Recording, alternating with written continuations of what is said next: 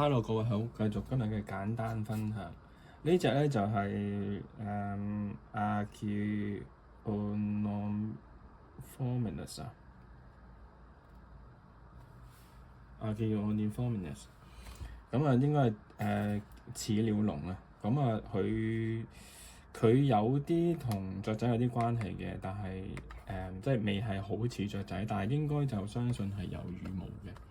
咁啊呢隻咧就係佢一個系列叫 Fancy Pack， 就係都係屬於 Jurassic World Rebirth 系列，即係都係新嘅。呢隻我印象中就第一次出嘅啫。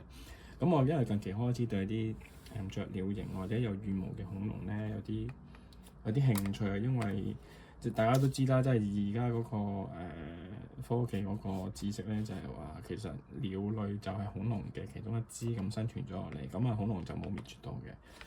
咁所以突然間都真係想玩翻一啲有羽毛嘅恐龍。咁呢個咧就冇咁嘅機關嘅，即係純粹係一啲活動關節嘅啫。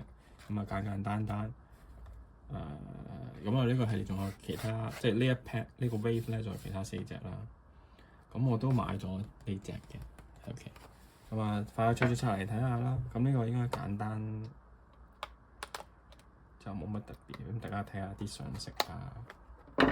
可動啊咁樣啦，係啊，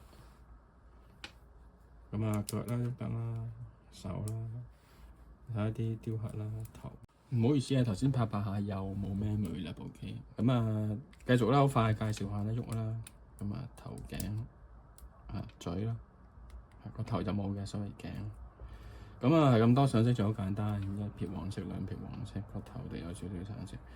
咁啊希望大家都中意唔同類型嘅恐龍啦，咁睇下我能力範圍內仲有啲咩分享啦。咁今日係咁先啦，拜拜。